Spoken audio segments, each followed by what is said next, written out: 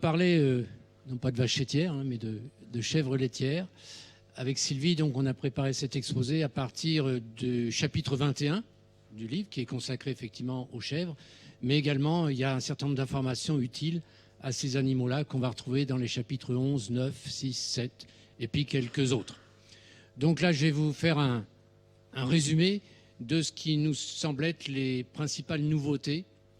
Alors, par rapport au ton donné par Philippe, vous allez sentir sans doute un décalage, en ce sens qu'on n'est pas rentré encore dans des calculs de rations. Toutes les espèces n'y sont pas rentrées, il y en a qui sont en retard, les chèvres font partie du retard. Mais par contre, dans ce travail, on a, je dirais, tout revisité en matière de besoins, de dépenses, et on a essayé effectivement de caler un ensemble de connaissances qui permet aujourd'hui de se dire, eh bien, si on met tout ça dans un logiciel, ça n'enverra pas les éleveurs dans le mur et au contraire, ça va les aider dans l'alimentation de leurs animaux et dans la gestion de leurs troupeaux. Voilà un petit peu donc l'état d'esprit. Donc je ne vais pas vous montrer des rations toutes faites, même si on a fait effectivement quelques-unes, bien entendu, pour s'assurer que ce qu'on proposait était à peu près cohérent. Alors, on a, comme dans les autres espèces, la question de la définition de trajectoires potentielles, multiples, de la production de lait. Donc on a, comme les autres espèces qui produisent du lait, des équations de cette production donc, potentielle. On associe à ça des trajectoires potentielles de taux butyreux, taux protéique, avec une différenciation, là encore, entre primipare, multipare. On peut faire des différenciations plus précises, puisqu'on se cale sur le taux moyen, et on sait très bien, par exemple, au contrôle laitier, qu'entre les saanen et les alpines, le taux protéique moyen, par exemple, ou butyreux, n'est pas le même. Donc on peut s'adapter en quelque sorte aux notamment deux principales races que l'on a. Alors dans les questions qu'on a eu à se poser quand même, par rapport à l'application, c'était au niveau de l'énergie, cette question des interactions digestives liées au concentré. Puisque dans un jeu de données que Pierre vous avez présenté, je crois il y a 3 ans au 3R, il avait mis à jour le fait que chez les chèvres, contrairement donc aux bovins, il semble bien, ou il semblerait bien, qu'il n'y a pas d'interaction digestive liée aux apports de concentré. Alors c'est quand même gros, effectivement les premières réactions qu'on a eues, ouais vous ouvrez la porte à l'industrie, etc. Un fait, c'est un fait. On a bien regardé les données, on a bien vérifié, et effectivement, on a même parlé à des collègues à l'étranger qui ne sont pas étonnés de ça. Effectivement, il n'y a pas d'interaction digestive liée au concentré. On peut après trouver un certain nombre d'explications. N'oublions pas qu'un kilo de matière sèche de ration est mastiqué 10 fois plus. Alors il y a l'aspect broyeur, mais il y a l'aspect imbibition par de la salive qui ne doit pas être le même. Enfin voilà, il y a un certain nombre d'hypothèses explicatives derrière qui seraient bien sûr à vérifier. Toujours est-il que, fort de ça, on se tournait vers un autre jeu de données pour quand même valider et évaluer les choses. Et en particulier, vous avez ici donc un jeu de données issu de calorimétrie dans lesquels on a les UF systali prédites, calculées, et puis on a les UF obtenus à travers effectivement des mesures de digestivité, de DMO, digestivité d'énergie. Et on constate qu'effectivement, on a quand même une relation intéressante sur 370 points. Ici, c'est encore des résultats, enfin, ce sont des résultats de calorimétrie, de rétention d'énergie en calorimétrie, ou de ce qu'on peut prévoir avec l'approche Systali. Vous voyez, par rapport à la première exercice, c'est pas complètement mauvais. Et là, il y avait des rations avec, dedans, bien sûr, plus ou moins de concentré, etc. Voilà, ça nous a servi un peu pour appuyer encore un petit peu plus sur le fait que, eh bien, chez les caprins, il n'y a pas d'interaction digestive lié au concentré. Ensuite, donc, toujours dans la définition de nos différentes trajectoires d'évolution potentielle, on a eu la question donc de l'évolution du poids, des réserves, etc., etc. Alors, on est parti donc de trajectoires d'évolution de poids chez des animaux, on va dire, qui nous semblaient être alimentés, c'est notre troupeau, à peu près correctement, et on obtient donc des trajectoires qu'on peut modéliser. On a par ailleurs effectivement aussi des informations sur les contenus digestifs. Donc on peut calculer l'évolution du poids vif vide des animaux. C'est même trajectoire, mais exprimée à ce moment-là en poids vif vide. Et par ailleurs, on a obtenu un certain nombre de données qui nous permettent d'interpréter une variation d'1 kilo ou de 100 grammes de poids vif vide chez des chèvres en matière, effectivement, donc de lipides, de protéines, en matière donc d'énergie et en matière d'UF. Ce qui nous permet par exemple, sur des animaux en moyenne en début de lactation, une chute de 7,3 kg de poids vif, on l'interprète en poids vif vide, on l'a en termes de lipides, de protéines, et on l'a au bout du compte en termes d'UF mobilisé en moyenne sur cette période donc de début de lactation. Alors si on a fait ça, c'est en particulier pour aller encore un petit peu plus loin, c'est-à-dire coller à tous ces aspects-là des problèmes de note d'état corporel. Jusqu'à présent, il y a un système de note d'état corporel qui a été mis en place chez HF il y a fort longtemps, mais on n'avait pas vraiment cherché à couler, comme l'avaient fait notamment les vaches laitières depuis longtemps, à couler ça au niveau des aspects, donc mobilisation, restauration des réserves, etc., etc. Donc on est parti de cette relation que Hervieux et Morenfer avaient publiée il y a assez longtemps, qui mettent en relation donc une estimation de la note d'état corporel et puis la proportion de lipides dans le corps de ces animaux-là, ce qui nous permet effectivement d'avoir une interprétation d'une variation d'un point de note d'état corporel. Et puis surtout, ça nous permet ensuite donc de chercher à rentrer, comme on fait les vaches laitières depuis longtemps, de chercher à rentrer non seulement le critère de production potentielle maximale, mais également le critère de note d'état corporel, à travers un certain nombre de simulations qu'on a fait, pour arriver à estimer donc, on va dire, un bilan UFL potentiel qui est en fait moins le critère que vous avez déjà utilisé sans doute en vache laitière, UFL VPR POT, donc la variation liée au potentiel des réserves, avec le fait que, en début de lactation, on a une mobilisation, donc UFL VPR POT, ça va être positif, c'est un apport d'énergie à l'organisme, c'est le tissu adipeux qui se vide, donc c'est un apport d'énergie à l'organisme, donc on change les signes, d'accord ? Et ici ensuite, il faut reconstituer les réserves. Donc on a, par ce biais-là, donc un critère maintenant qui nous définit la trajectoire d'évolution potentielle des réserves en fonction ici du potentiel de production des animaux. Vous voyez que ça s'inverse entre 50 et 80 jours à peu près de lactation et en fonction aussi de la note d'état. Donc ça, c'est complètement nouveau. Jusqu'à présent, on n'avait pas assez de données pour essayer de proposer quelque chose. Donc maintenant, on a une proposition. Bon, à voir si dans toutes les situations, on n'a pas effectivement simulé dans tous les coins, etc., avec 36 000 rations, mais en gros, ça devrait être à peu près robuste comme proposition. Du coup, on a les nouveaux modes d'expression du bilan, en particulier, donc un bilan énergétique qui intègre la dynamique des réserves, qui est le bilan EFL théorique, c'est les apports EFL, au moins les besoins au potentiel, plus ce critère-là, qui va exprimer que, en début de lactation, il y a mobilisation, et c'est un signe positif, par exemple. D'accord ? Et donc, le régime équilibré en énergie, c'est quand bilan UFL théorique égale 0. On est sur la trajectoire, à ce moment-là, des potentiels de production de lait, des potentiels de taux et des potentiels, on va dire, d'évolution des réserves de l'animal. C'est conceptuellement pas du tout nouveau. C'est nouveau chez la chèvre, mais c'est pas du tout nouveau chez la vache laitière. On verra qu'il y a la même chose en gestation. Alors, passons aux protéines maintenant. On a appliqué simplement le volet évoqué tout à l'heure des dépenses non productives. Alors, qu'est-ce que ça donne ? En gros, voilà sur tout un ensemble de données, donc de nos bases de données, les besoins non productifs Systali, ici, avec ce qu'on appelle le besoin d'entretien, entre guillemets. Ici, la première bisectrice, donc c'est Systali. Voilà où on était avant. C'est-à-dire que là, ça suivait bien, et puis d'un seul coup, ça plafonnait. C'est-à-dire sur des animaux qui produisent beaucoup, on avait finalement un besoin d'entretien qui restait constant, alors qu'aujourd'hui, ce besoin non productif, il augmente.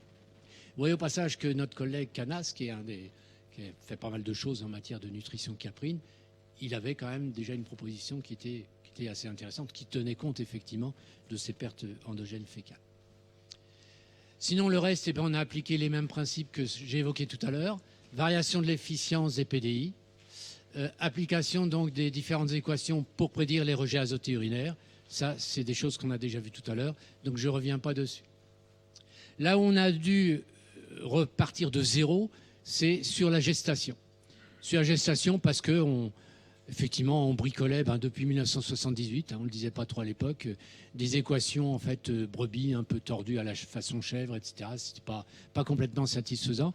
Donc on a essayé de reprendre les choses à zéro. Et en particulier, on a pu bénéficier de quelques études d'abattage de chèvres en gestation de nos collègues brésiliens qui nous ont quand même permis de caler un petit peu les choses.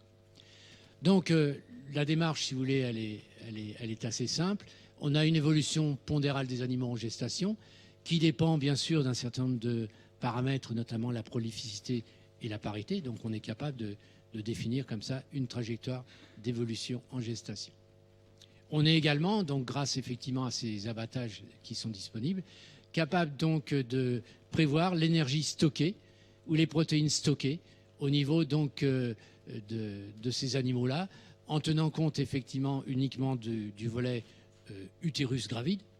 La mamelle, je vous rappelle, jusqu'à présent, n'est pas prise en compte dans les besoins de gestation. Elle est considérée comme faisant partie du reste de l'organisme, ce qui n'est pas sans entraîner un certain nombre de biais, je pense, mais ce sera sans doute pour une prochaine version de Systalie. Et vous voyez que la prolificité joue très fort sur ces niveaux donc d'accrétion au niveau des fœtus. Et quand on regarde l'évolution donc de l'ingestion moyenne des animaux, qu'on va appeler capacité d'ingestion, on s'aperçoit aussi que cette évolution se fait avec une diminution avant la mise bas, d'autant plus importante qu'on a affaire à des animaux prolifiques. Donc cette équation-là, on la prend pour moduler effectivement la capacité d'ingestion des animaux pendant cette période. Et du coup, quand on fait les calculs et qu'on fait un certain nombre de simulations, on s'aperçoit que, comme chez les animaux en début de lactation, il faut tenir compte en fin de gestation d'une mobilisation des réserves qui va dépendre bien sûr du stade, donc qui va être importante surtout dans le dernier mois et demi à peu près, et qui va dépendre également bien sûr de la prolificité. Donc ça rejoint mon équation de tout à l'heure. On a maintenant donc un bilan UFL POT chez des animaux chez des animaux en gestation, en tenant compte, comme on tient compte en lactation d'une mobilisation, en tenant compte en fin de gestation d'une mobilisation normale, entre guillemets, donc de l'énergie chez les animaux. La croissance, c'est la même chose. On a essayé de tout reprendre à zéro parce que, notamment, était apparu au cours des dernières années un certain nombre d'études avec des abattages assez intéressants donc sur des chevrettes ou des chevreaux en croissance. Donc la démarche qu'on a suivie, elle est la suivante. D'abord, on a essayé de toujours différencier entre les saanen et les alpines. Et la démarche est la suivante. On a défini des courbes de croissance moyennes, alpines et saanen. On a pris celle de notre élevage, on a vérifié que c'était à peu près cohérent avec le reste du pays en quelque sorte. Ensuite, comme on avait des données, on calcule la croissance du poids vif vide. Ensuite, comme aussi il y a des données, on a l'évolution donc des teneurs en lipides, voilà ici pour les femelles, voilà ici pour les mâles, et des teneurs en protéines, voilà ici, du poids vif vide.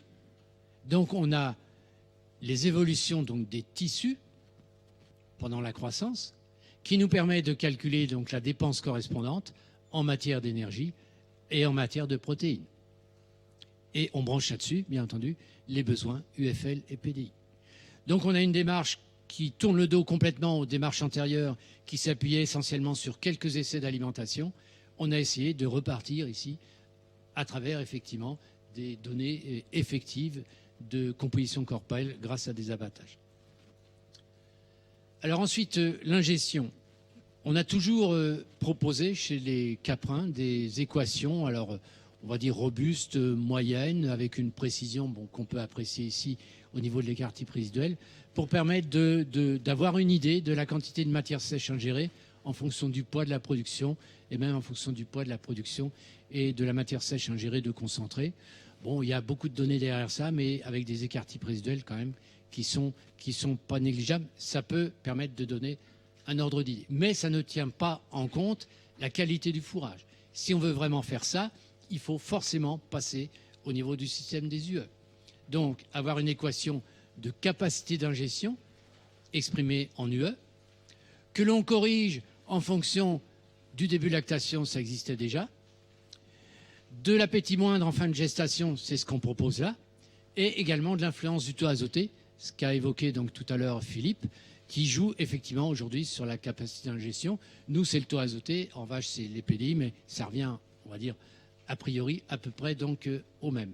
Donc on a une définition de la capacité d'ingestion, une prévision possible, et sur la base de ça, eh bien, on est capable d'obtenir les valeurs d'ingestion les plus probables des différents fourrages et de greffer ensuite là-dessus, éventuellement, donc des apports de concentré. Autre point donc de nouveauté, les lois de réponse multiples autour de la satisfaction des besoins. Donc là, on a poursuivi 2 types de lois de réponse qui sont notamment en fonction des besoins sur le terrain et en fonction des données dont on dispose ou dont on ne dispose pas. Donc on distingue en fait 2 familles de lois de réponse. Les réponses aux apports de concentré ou en proportion de concentré. Alors l'avantage de ces lois de réponse, c'est concret. Ça prolonge bien les UE, puisque c'est des lois de réponse quand même au concentré qui sont utilisées dans l'application de ce système. Et ça peut être utilisable pour calculer effectivement une marge brute de transformation, puisqu'un concentré, s'il a un coût, pour peu qu'on soit capable de mettre un coût, un fourrage, bon, c'est un point de discussion important, on a le produit, on a des paiements à la qualité, etc. On peut effectivement faire ce genre d'approche. Par contre, ça a une limite assez importante. Concentré, on ne sait pas forcément ce que ça veut dire en termes d'UF et de PDI. Donc on va nous dire quelque part, c'est pas à peine de développer des trucs sophistiqués en UF et PDI pour après vous pointer avec des quantités de concentré. Il n'empêche qu'on obtient quand même des équations qui ont une signification, une précision relativement intéressante. Ce qu'il faut sur ces lois de réponse, bien sûr, c'est toujours avoir un pivot. Et bien sûr, le pivot naturel par rapport à des apports de concentré, c'est le bilan d'énergie équilibré, donc le bilan UFL théorique nul. On pourrait a priori penser que la démarche de calcul de ration à ce moment-là, c'est en quelque sorte en 2 étapes. Première étape, c'est comme avant. Vous avez un potentiel, vous déterminez une ration pour effectivement satisfaire ce potentiel. Vous êtes équilibré du moins en énergie. Et puis ensuite, vous appliquez les lois de réponse à l'équilibre. Ce pivot permet effectivement d'avoir des relations plus intéressantes parce que une quantité donnée de concentré, vous sentez bien que suivant la qualité du fourrage associé, ça ne va pas donner du tout la même performance. Par contre, si on part du pivot qui est le bilan d'énergie donc équilibré, l'ensemble des courbes de réponse, si vous voulez, a tendance à se rapprocher et on est plus précis. Et donc voilà ici les réponses, ingestion du fourrage, réponse à la production laitière, au passage une substitution assez élevée, oui, en Caprin, toutes les données qu'on a nous indiquent quand même des coefficients de substitution qui sont assez élevés. Même chose, donc c'est bien les lois de réponse multiples. Hein. On a toujours notre potentiel ici. C'est le lactose produit. Il y a peu de données, donc attention. Et puis c'est protéines et lipides. Même chose sur la composition du lait. Sauf que chez les caprins, le taux protéique ne varie pas en fonction des apports de concentré. Le taux de lactose non plus, du moins avec le champ de données qu'on a. Par contre, le taux butyuré, effectivement, diminue. Et on a le phénomène de croisement des taux qui est assez connu quand même donc en caprin. On peut aller un petit peu plus loin, c'est-à-dire interpréter les choses en termes d'énergie, les flux en termes d'énergie, pour voir que la réponse donc, de l'énergie du lait et la réponse de l'énergie mise en réserve, elles évoluent comme ça. Ça montre bien ici qu'on rentre dans une zone de forte priorité des réserves. Vous voyez, plus de réponse de sortie d'énergie par la mamelle et tout va aller en s'accumulant dans les réserves puisqu'on raisonne ici au niveau de l'énergie nette.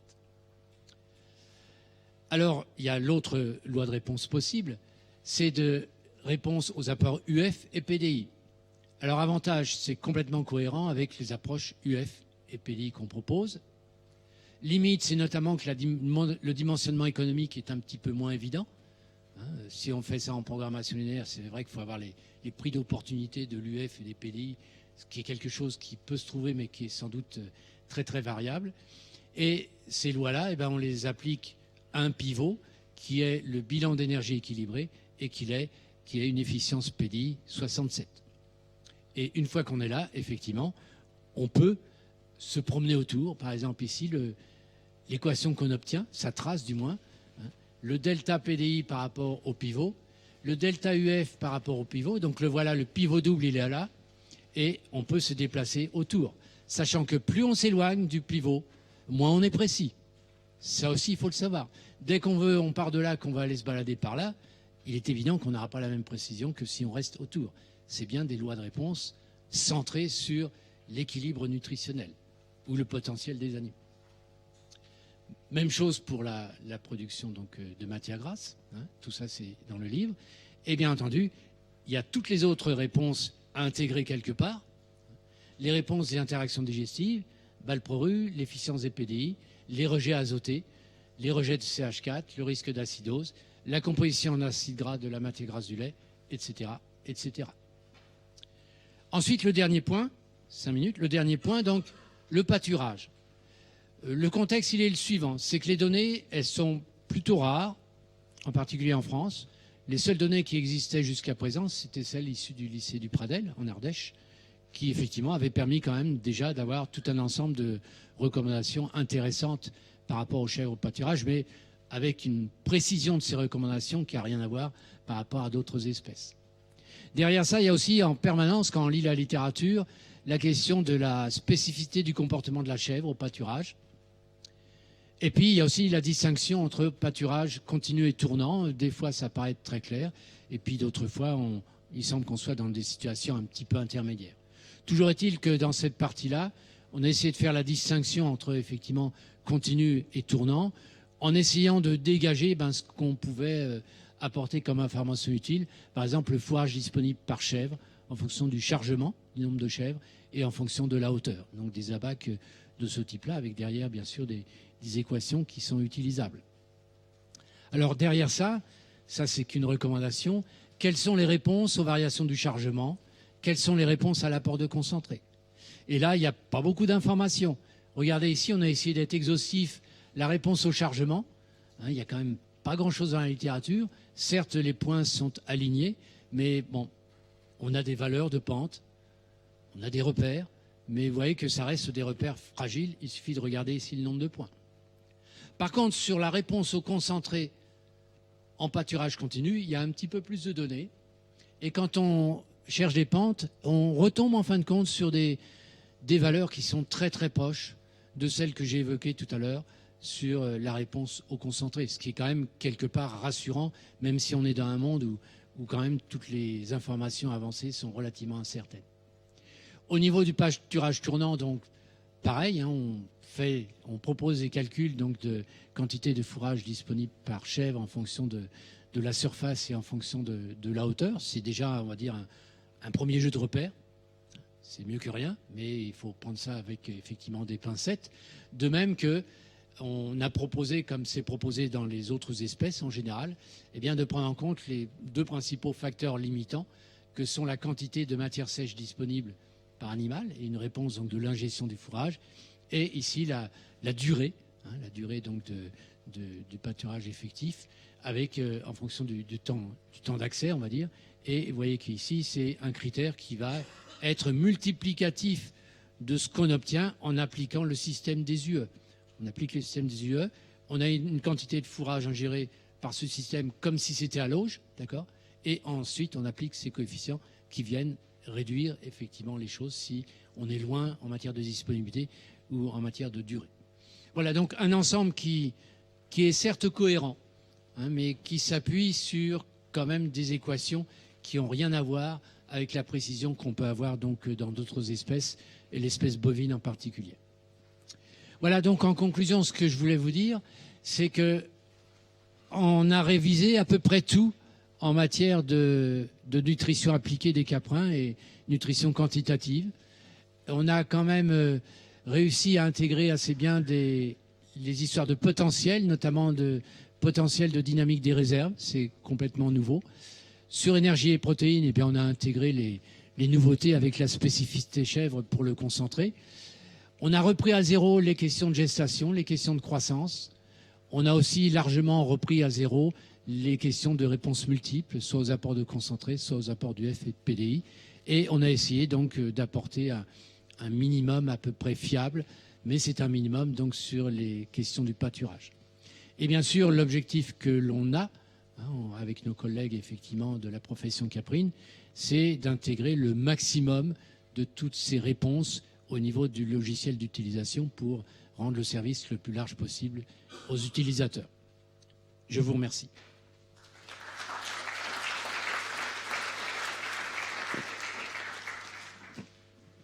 Merci bien.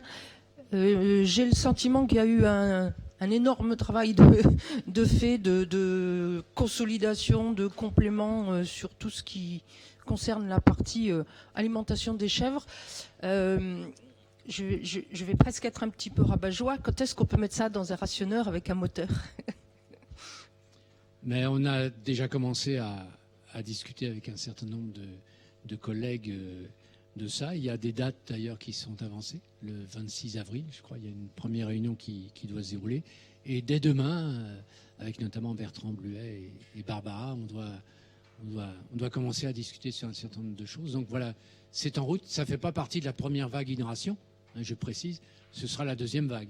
Donc la première vague, on l'a annoncé fin 2018. Donc ça va être printemps, ce sera le printemps 2019. Des questions sur le rationnement chèvre? Il n'y a peut-être pas beaucoup de gens qui rationnent les chèvres dans la salle, si?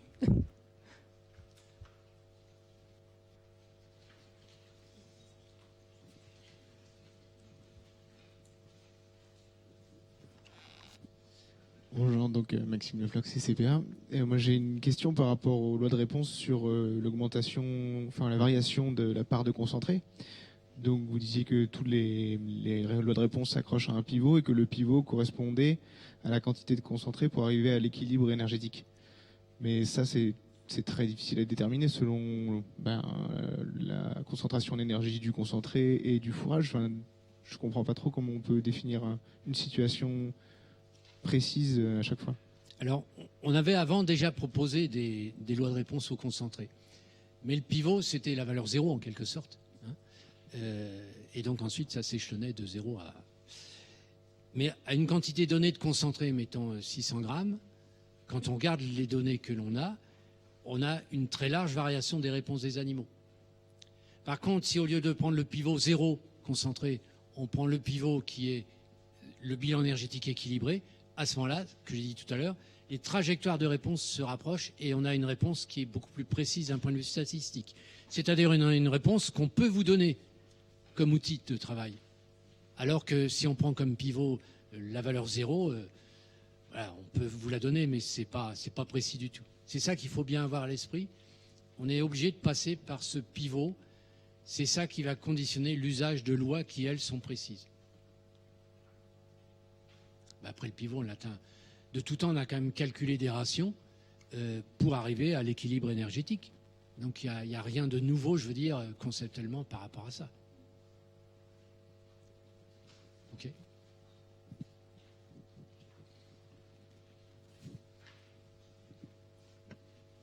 Autre question ou complément de collègues? Là, en haut à gauche.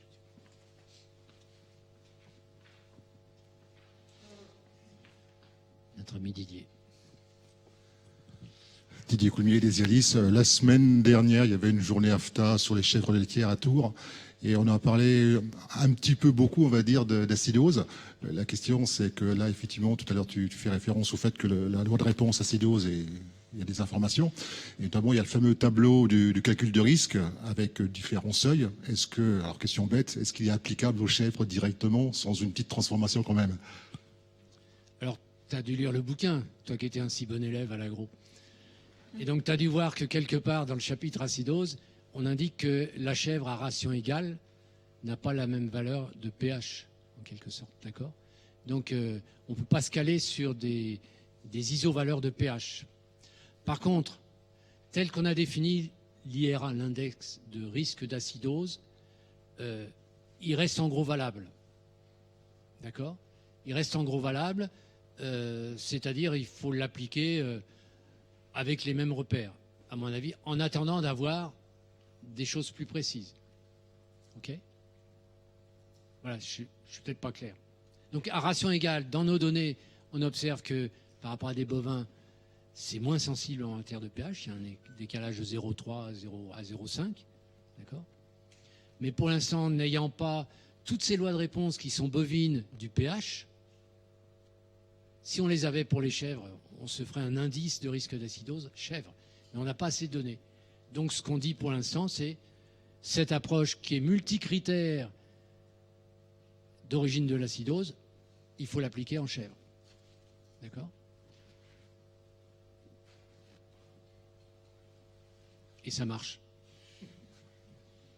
Merci Daniel. Donc je prends le relais de Yves-Lise pour une transition douce mais efficace dans le monde des ovins, donc avec Philippe Assoun et Valérie Berthelot qui vont parler à deux, à deux voix. Donc vous avez 20 minutes de présentation. Merci.